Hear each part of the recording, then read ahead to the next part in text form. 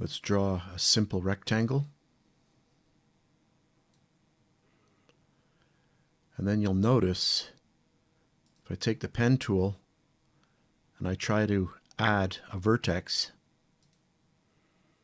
that it has actually not done it on the rectangle. It's trying to create a new shape.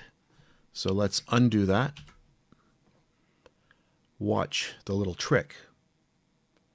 So you go down to your shape.